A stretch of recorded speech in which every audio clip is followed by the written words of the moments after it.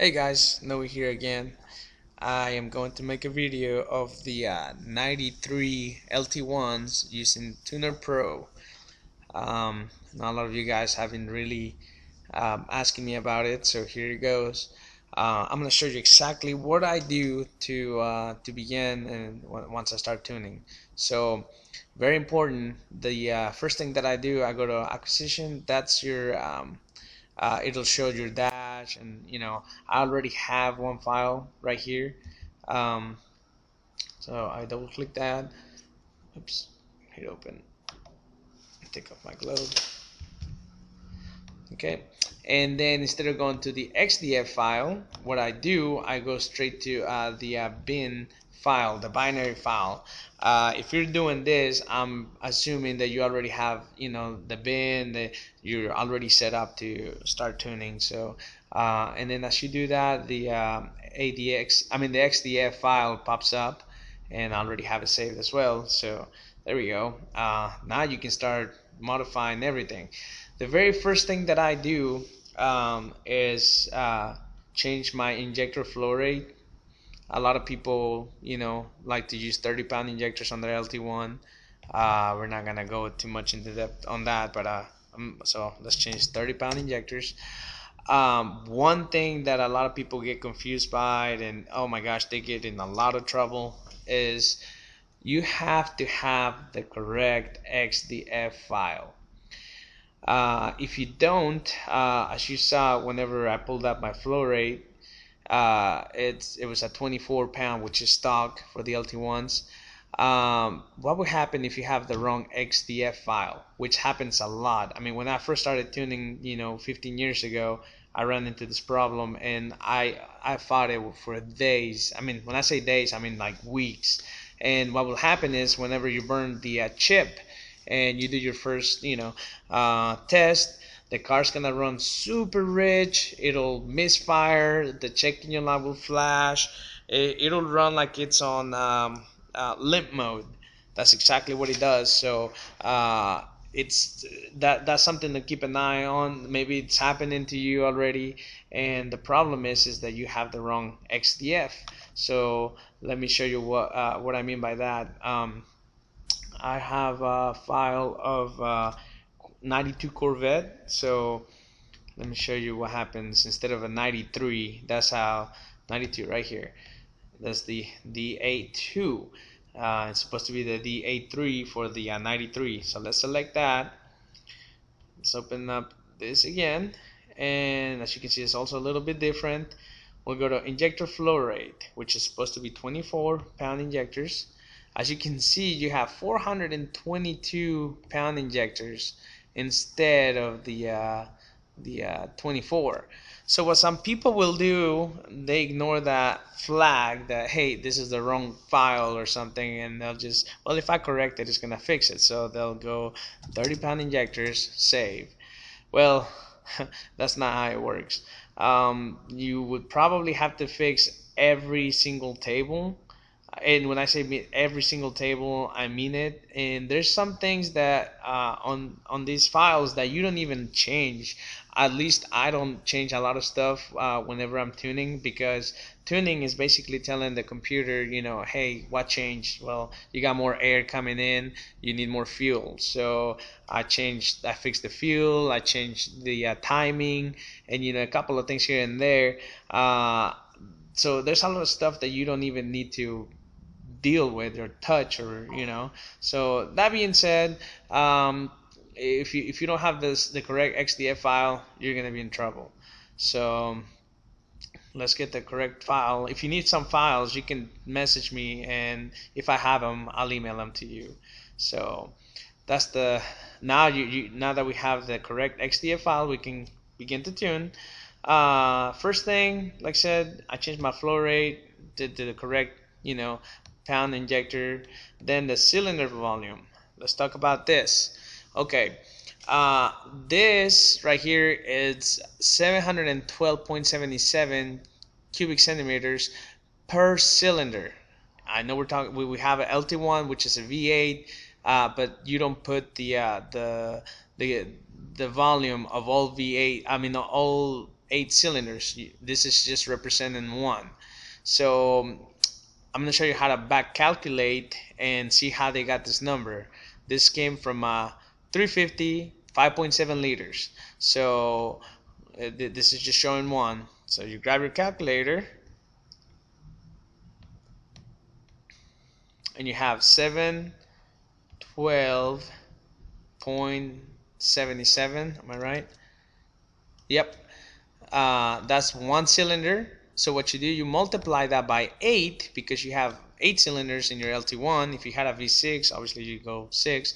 Multiply it by 8 equals, oh, look at that. It looks familiar. 5, even though it's a comma, just it's a 5.7. That's 5.7 liters. So for all of you guys that trying to figure out, well, I have a 383 stroker. We'll just use that number because that's very popular. You have a 383 stroker. If you go on Google, you can find the how to calculate how many how many liters you have if you have a 383 stroker, which if I remember correctly, it's like 6.27. So we'll just round that up to like 6.3. So let's say you got 6.3 liters, which is a 383 stroker. You divide it by 8. Boom. That's it. So it's 787.5. That's like I said, just this is how I do it. I know it's not exactly correct, but I'm just showing you how to do it. So you forget about the decimal and you have 787. You don't even have to add the 0.5 or anything. Just the first 3 numbers, that's your cylinder now. So if you have a 383 stroker, you go in here, delete that, and you type in 787. Save. There you go. Now that's actually going, believe it or not, it's going to affect your V table, your volumetric efficiency. So it's very important that before you start tuning, that you do this. You change your injector flow rate and your cylinder volume, and then you can start to tune. And obviously right here everything is very self-explanatory. So you have your fuel cutoff in second gear. It's, you just have to read and see. I'm not gonna go too much into detail of that because you can do your own reading and figure out a lot of these things. I'm just gonna show you the main principle and what you need to do to change the parameters in your car to get it going. So the third thing that I do, usually a lot of people that, let's say we're gonna stick with the 383 concept, and you probably have a 503 cam or a custom grind cam that has a lot of overlap. Anything that's over 224 duration has overlap. What that means is that after 224 duration, there's extra oxygen that is escaping the exhaust valve.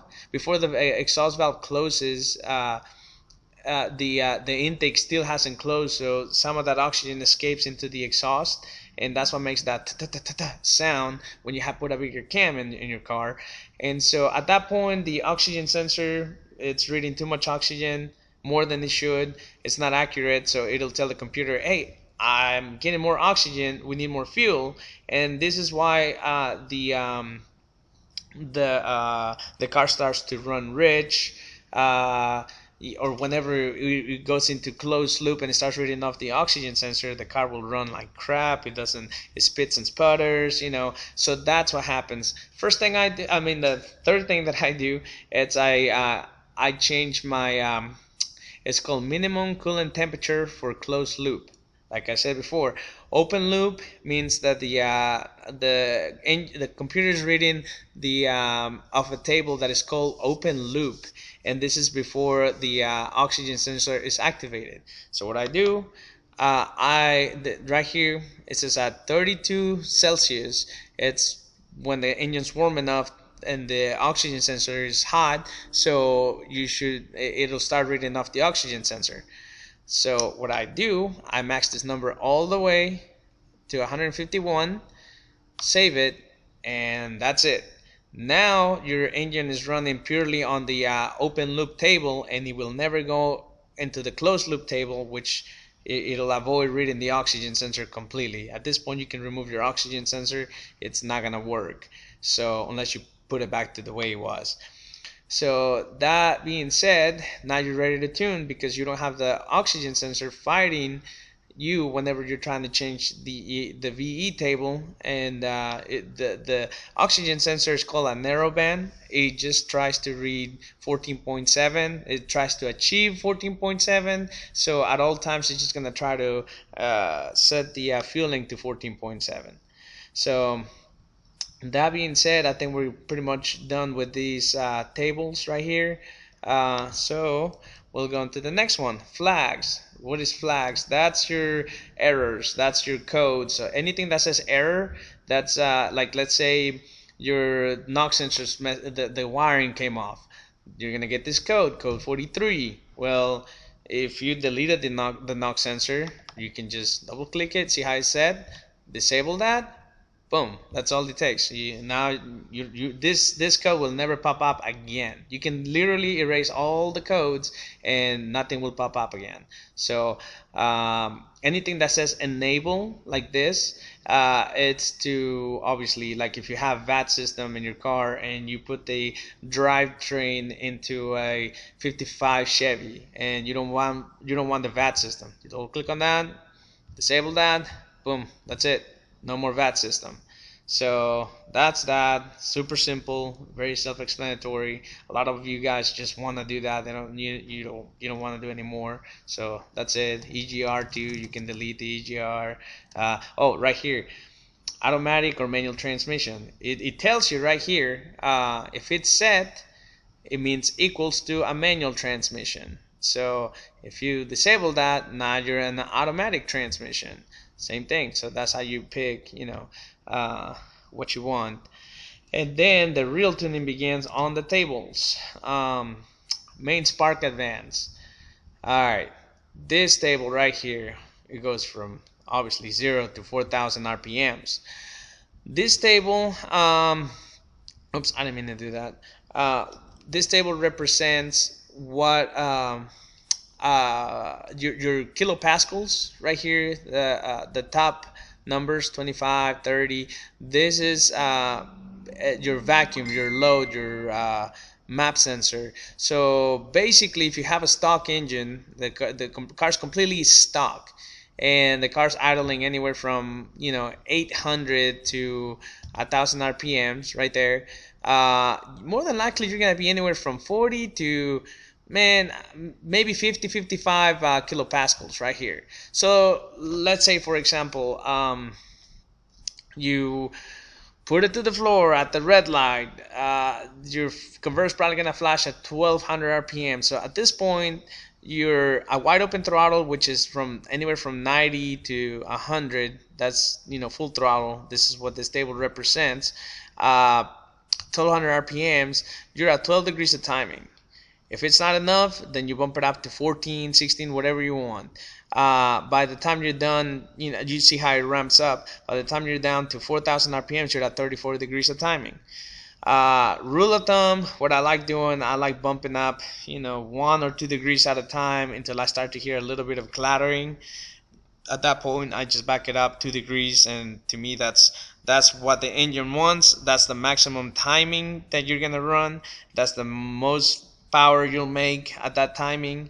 And the cool thing about that is that now you know the engine's full range and timing. So let's say you spray nitrous, you want to spray nitrous, and you don't know what your base timing should be. Well, it starts to clatter at 36, let's say 36 degrees.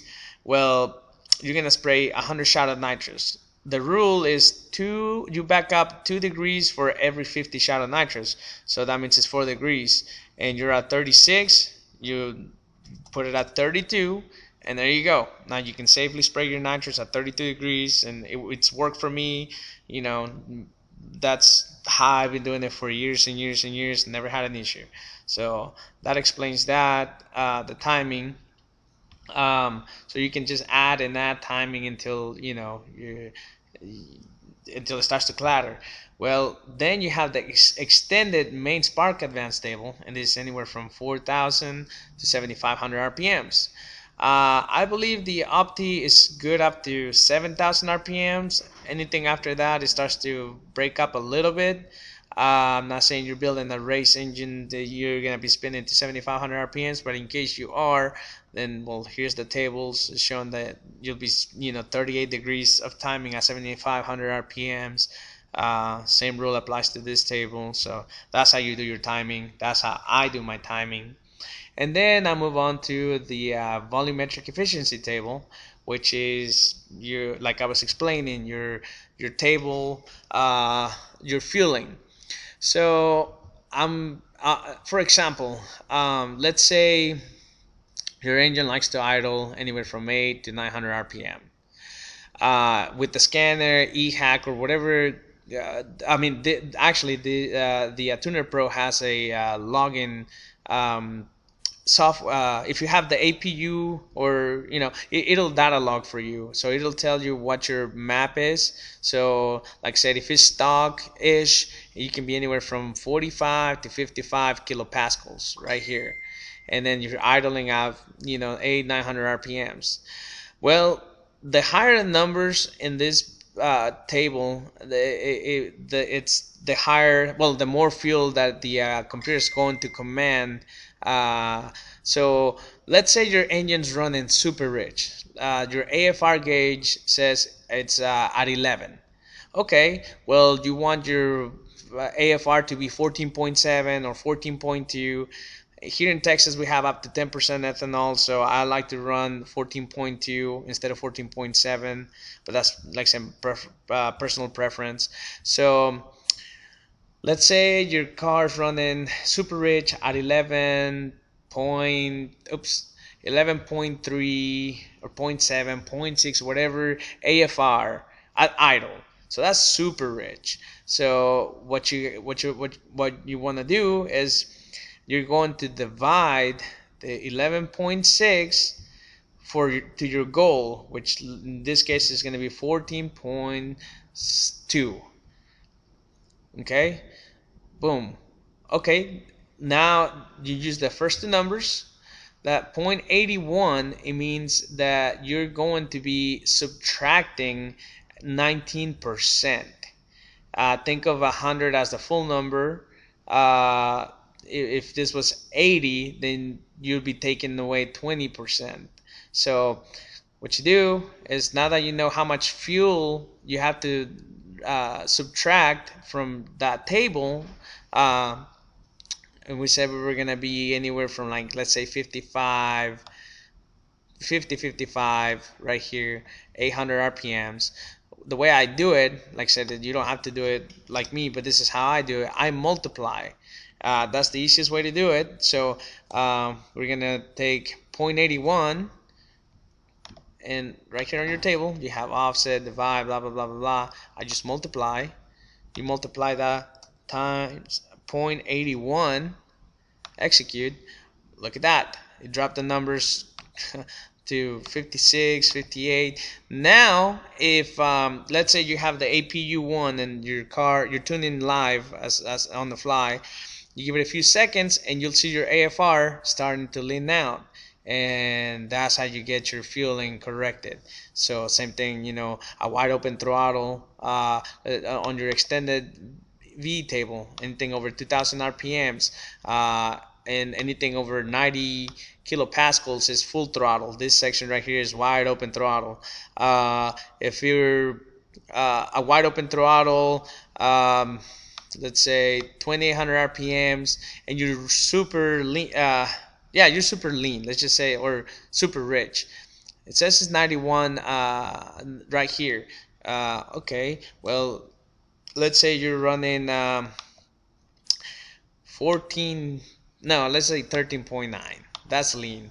I prefer to do to be on the safe side. I usually do a wide open throttle. I like to see 12.5, even 12.8. 13, no, it's a little on the lean side. Some people like to tune at 13.5, and yeah, you'll make the most power, but anything can go wrong, and then you'll run a lean and break it. So out of 16 years of tuning, I've never broken one for the wrong. Actually, I don't think I've broken any. No, I've never really blown up an engine. So but I play it safe, just like how people the carburetors say, oh, it's running a little fat, so it's safe. Same thing. I like to run them at 12.5, even 13.0. That's the highest I've ever gone in fueling. So let's say you're at 13.9, which is super lean, a wide open throttle, and you want it at 12.5. Same thing. You divide that by your goal, which is 12.5, equals. Now you have to add, so it's asking you to add 11%. So you multiply these numbers right here by 1.11. That's 11%. Execute. Boom. There you go.